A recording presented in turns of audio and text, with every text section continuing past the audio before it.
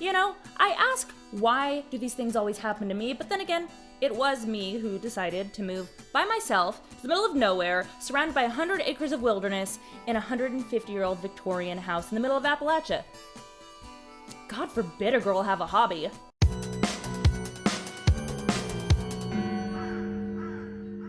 Hello everyone, my name is Katie O'Loughlin, aka Madame Macabre, and welcome to my channel. For those of you who are my old friends, welcome back, and for those of you who are new here, welcome. I hope you like creepy things and scary stories because I've got a lot of stuff like that to share and a lot more coming down the pipeline soon. So if you're not already subscribed, think about, hanging around, joining the group here.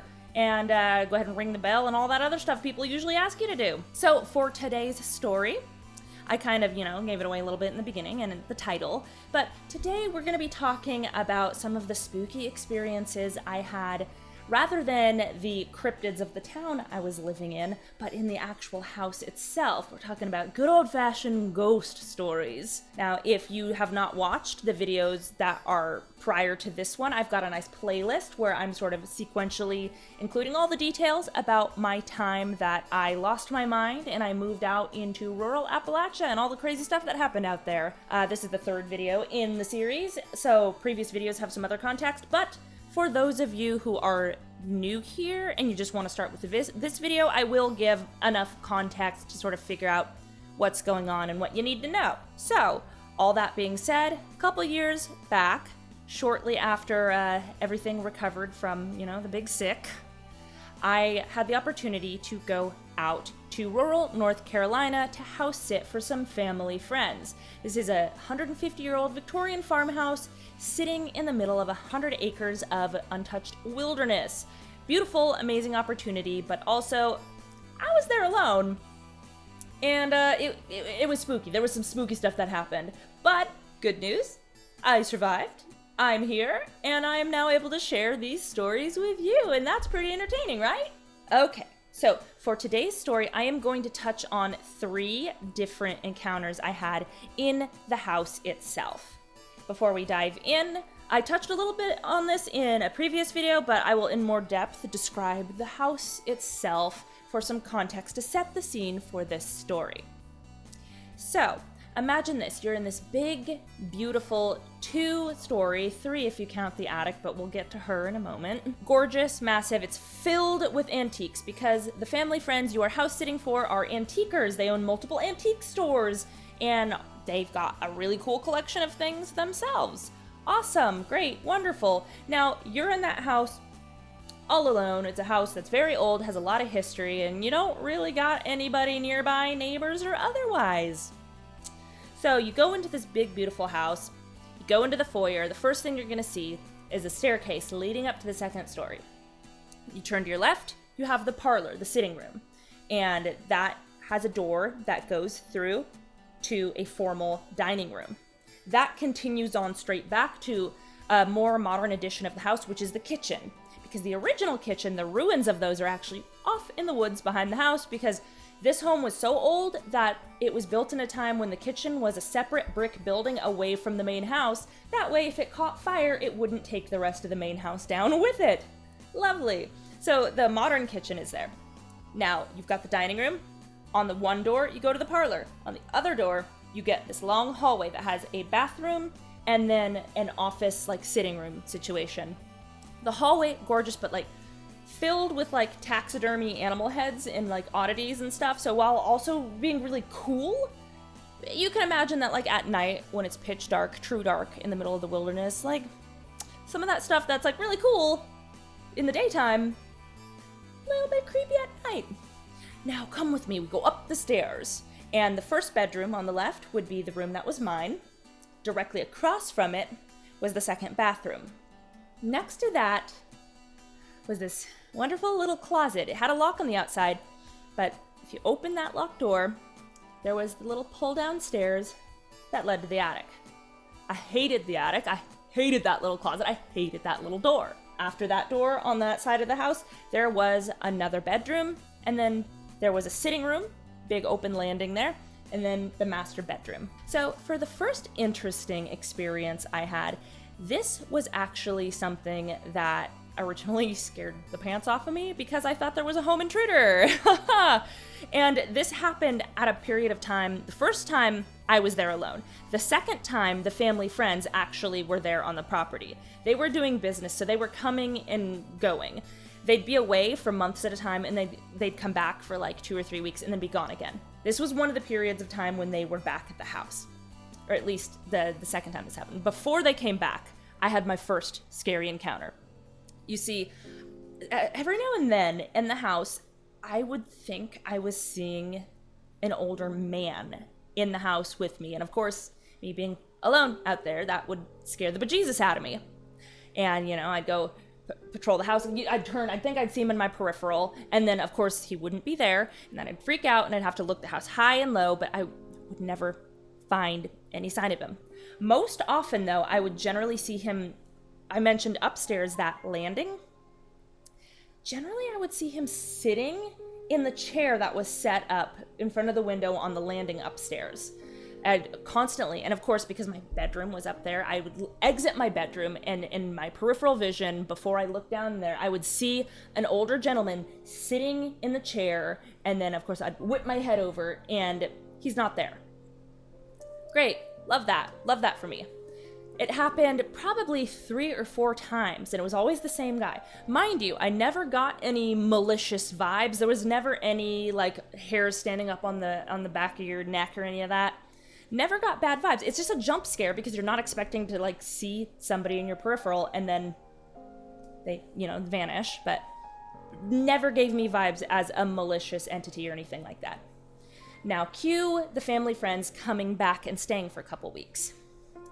I remember being in my room, working on my computer, doing something, and then I hear Chera, the wife. She comes out, and I hear her like scream in the hallway, and I'm like, oh my gosh, what's going on? And then I poke my head out, and like she's standing kind of in the same spot above like the stairs going down, like clutching at her heart, looking in the direction of that recliner chair. Now I'm thinking, I think I know what this is about. I think I can relate. I think I've been there. And I'm like, what's wrong, Chera? Are you okay? And she looks at me and is just a little rattled and is like, there was a man in that chair, and now there is not a man in that chair. And like she needed a minute to process, so we went downstairs and sat in the sitting room. And after she had some time to like process what she had seen, I noticed that she started getting really emotional. Now, Chera, she's a very empathetic person. She feels things very deeply. She's very, very sweet. She started tearing up and crying, and I'm like, are you okay? What's wrong? What's going on? And that's when she dropped the bombshell on me that she recognized the man that was sitting in the chair. It wasn't just like some strange figure. To me, it was a strange figure. I'd never seen that man before. She knew the man who was in that chair because that was the man who had sold her the house.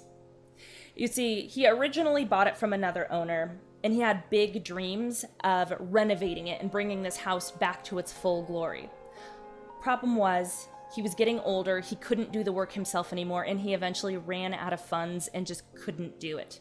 So, he actually chose to sell it to my friends Jason and Cher. He sold it to them because he believed in them to be the ones to bring it back to its glory. And he wanted nothing more than to just see this house thrive again. Well, unfortunately, a couple months after he sold the house to them, they got news that he had passed away. Now, this all happened before I was ever in the area. I never got a chance to meet this gentleman.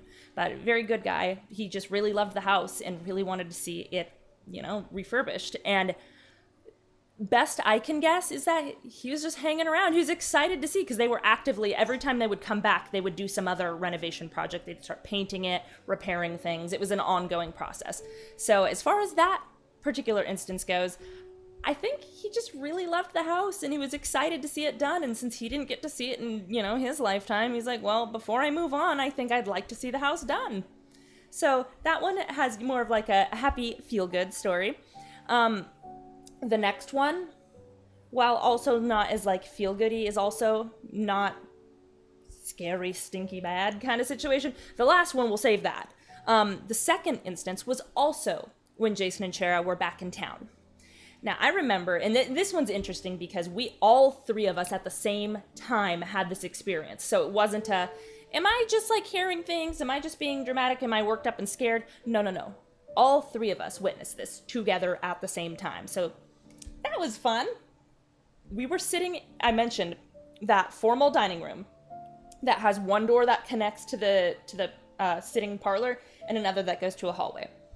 We're chatting at the dining room table, the three of us.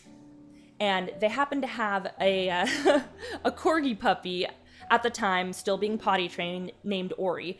And she did a potty in the middle of the floor, and she knew she had messed up because she did it. She looked at it, she looked at us, and she ran because she didn't want to get put in her kennel. So she knew she messed up, and she ran and she hid. And then of course Jason gets up and he's like exhausted, and he's like, okay, I'll find her. Mind you, this is a big house. It's full of lots of furniture and antiques. There's lots of really good hiding places for a little corgi puppy. And of course he does the rounds and he comes back really frustrated. I can't find the dang dog. I don't know where she is. So he just gives up, and then he sits down and he rejoins us at the table. So we're like, well, little stinker, I guess she's, very clever. So we sit there and we start having a conversation again, and I kid you not, from the other end of the house, back in the direction of the parlor sitting room, we hear the voice of what sounds like an elderly woman shout, "In here!" We all look at each other. Poor Chera. Her eyes were like dinner plates, and Jason! Like, so of course he immediately stands up, means business, and like goes charging into the front room, like looking around. And like we're sitting there, like both me and Chera, we're sitting there like, I'm gonna stay here and like wait this out and see what's going on. It's quiet. We don't hear kerfuffle. We don't hear anything going on. We don't hear who are you? What are you doing here? It's just like silence. And then a minute passes, and Jason comes back into the room carrying Ori, the puppy. He's got like a very confused, baffled expression on his face. He goes and he puts her in her kennel, and then he looks at us and he goes, "So, I went where we heard the sound of the voice coming from that said, 'In here.' I found the dog there. When I got in that room, the temperature dropped. It was ice cold right in the area where I found the dog. I think a ghost just snitched on our puppy." So what we're thinking with that one is the original owner of the house was a woman, and she had lived there until she was very old. So we're almost wondering if it was maybe the original owner of the house. And I personally find it pretty dang humorous that, like, what could have possibly been the original owner of the house is over there, like, snitching on the dog who's trying to hide because she pottied in the floor and literally just goes, "She's in here, get her." So that was kind of a fun one, but it was very chilling in the moment because all three of us heard it. And you've got that moment where like everyone's like, "Huh," and like you all make eye contact with each other. Like, did we all? Okay, we are in a group. We all heard that.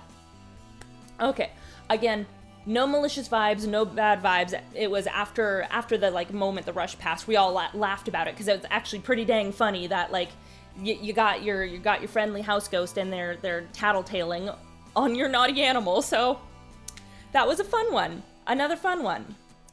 The next and final one I'm going to share in today's video, not so fun, not such a fun one.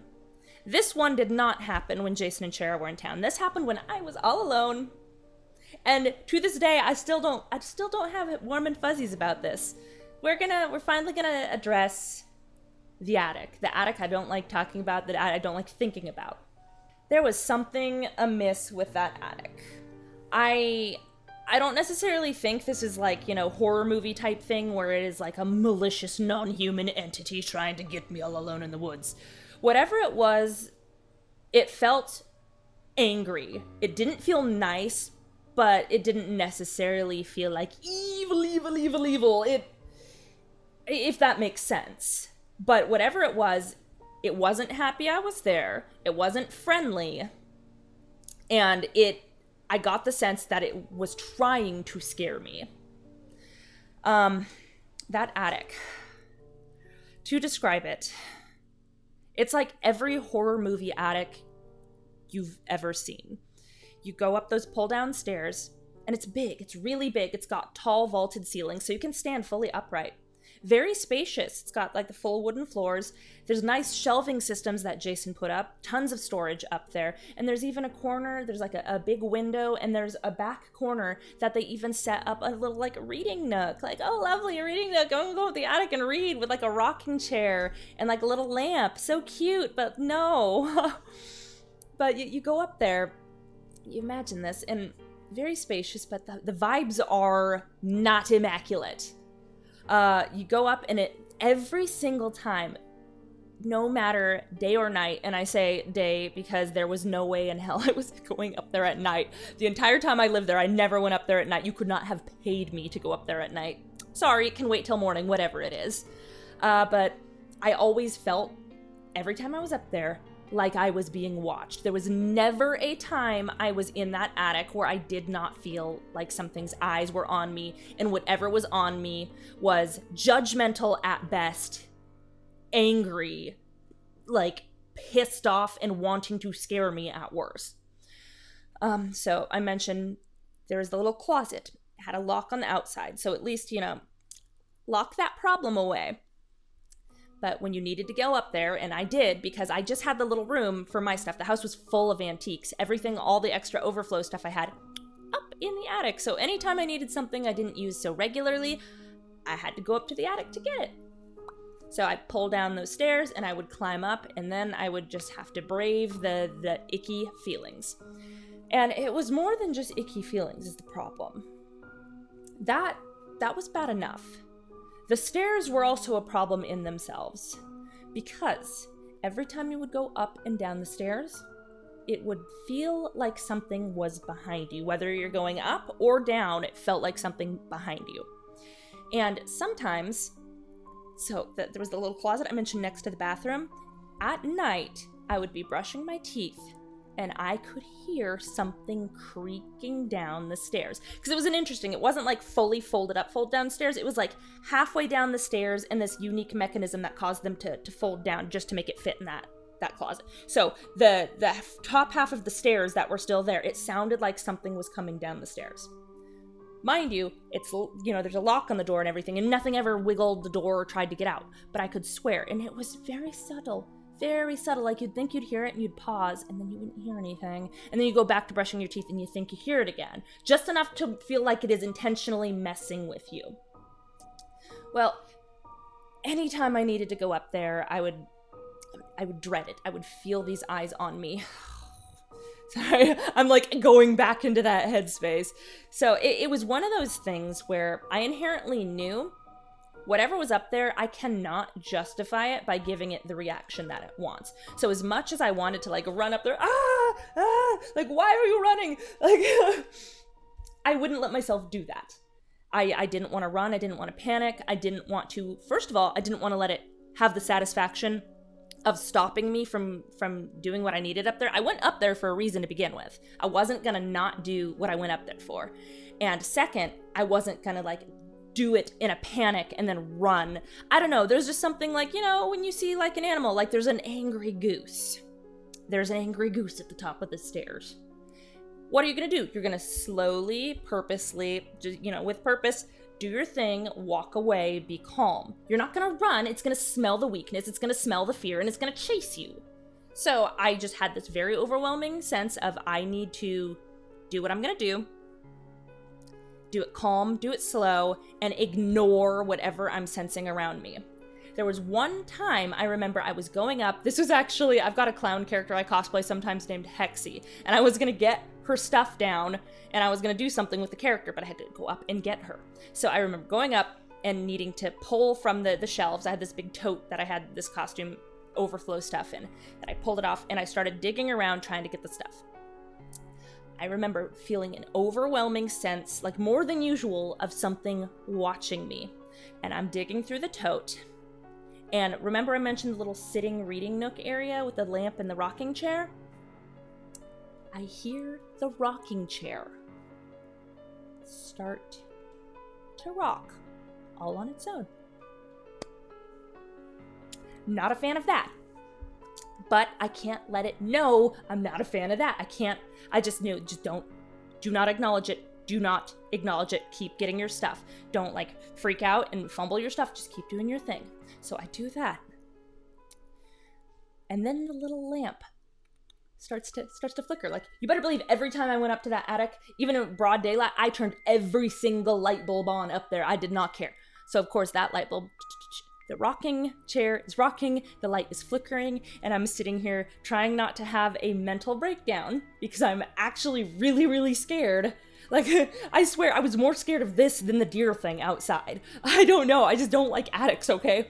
So I'm getting my stuff, I'm calmly closing the tub, and I'm putting it back on the shelf, and I'm just gonna ignore it, not look at it, and then I just kind of calmly carry my stuff to the stairs, and then I start going down the stairs, and then I swear, you can feel the shift of weight in the creaking of something on the stairs behind you. I swear it felt like something was on the stairs behind me, just standing at the top of the steps, when you can almost just feel the presence of somebody boring into you with their eyes. And the whole time, the whole way down, I'm ignore it, ignore it, ignore it, ignore it. Okay, so I get back, and then I fold up the stairs, and I close and lock the door. Nothing else happens. We're good. That was probably the worst encounter I had with the attic, but there's more context to this whole thing. So there'd be plenty of nights, again, I've got my room on the second floor, where I would hear, some nights I would be in bed, close to getting ready for bed, I would hear up in the attic the sound of heel-toe boots walking around. Not doing anything particular, just kind of moseying around, walking around. By this point in time, I was starting to get kind of concerned about it. So this, like I mentioned, this was when Jason and Cher were out of town. So I called up Jason and told him, hey, the attic's giving me weird vibes. I feel like I'm being watched. Weird things are always happening up there. And now I'm hearing feet walking around up there. I don't know if maybe there's a squatter, because my mind immediately went to what's the mundane explanation. Maybe somebody had broken in and was sneaking in and moving around in there, and that freaked me out for other reasons. So he actually called up Ray, who was the property caretaker, the outside of the property and all the maintenance and stuff. He took care of that. Really nice guy. Could not understand half of what he said because his accent was very thick and he spoke very fast, but he was a sweetheart. He came over during the daytime the next day. And he actually, I let him in, I showed him to the attic, he went upstairs, and he, high and low, everywhere, looked at the window, looked at the floor, looked at every single point of entry that could have potentially been used by a person to get in, could not find a thing. There was no signs of somebody being up there, nothing left behind, nothing out of place, nowhere. There was no sign, no way anyone could have gotten in there, no sign of anyone. And so when he gets down from the attic, he gives me kind of a concerned look, no, I did not find anything up there. And then I can tell he's got this kind of pitying look in his eye, because I would, doesn't know what to tell me other than the scary stuff. And then he's maybe a bat or a raccoon got in somehow. I'm yeah, okay, right, maybe a bat or a raccoon got it. We'll go with that. All right, went on his way. But the reality was, both of us knew it wasn't a bat or a raccoon. Because bats and raccoons don't wear boots that go heel-toe, click-clack on the wooden floors. That was probably the scariest thing of my entire time out there. And I had a lot of creepy experiences, mostly out in the woods. But this felt different because it was in the home, under the roof, inside the walls I was living with every day. So those are my spooky stories for today. Oh, and one more note before I go, actually. I know I have come back recently, primarily doing these face cam story times, but I wanted to let you guys know that I'm also going to start introducing some other types of content. I recently did a poll on my Instagram, which if you are not following me on Instagram, you can follow me here. I do a lot more one-on-one interaction with people there, and I will occasionally put polls out in regards to what I'm going to be doing, so that's a good place to follow and get a say on that. I was asking people what they wanted to see from a couple different options first in my upcoming new content, and the winner of the poll was folk legends and cryptids. So, in a video that's going to be coming out in a while, I am working on the script right now, I am going to be covering in a new series different folk legends from throughout the United States. And since I know I've been doing a lot of talk about Appalachia lately, but I am not actually going to be starting the series there. Instead, since I am currently now living here in Phoenix, Arizona, I thought it would be fun to start with something close to home where I am now, and I'm going to be touching on the Superstition Mountains and the legendary cursed gold of Arizona. So be sure to keep an eye out for that, and I'm going to have a series where I cover all sorts of these different things, and many more things, and I'm going to try and get back to making songs too. So there's lots of exciting things to look forward to. So again, if you have not subscribed, maybe consider doing so if you want to catch more of that in the future. Anyway, thank you so much for your time today. I know I've been rambling on for a while. As always, I so appreciate you, and if you have a minute, go ahead and leave a comment down below. I know I was talking about a lot of my spooky experiences. I love just as much as yapping about my stuff, hearing your experiences. Y'all left some really interesting comments on my last Not Dear video about your own experiences, which no, I am reading those comments and I'm responding to as many as I can in like the first day or so. So please feel free, if you have any interesting ghost stories from your home or a place where you lived or went, please feel free to share it. I love reading the stuff you guys have to say. But yeah, thank you so much for your time. This video has been getting kind of lengthy. I've been trying to shorten them down a little bit, but when I don't script, I yap. I am a talker. Anyway, thank you so much for swinging by and letting me tell you some of my stories. I hope you enjoy them, and I will be back with something new for you guys next week. Anyway, you have a wonderful day, and remember, always, until next time, stay creepy.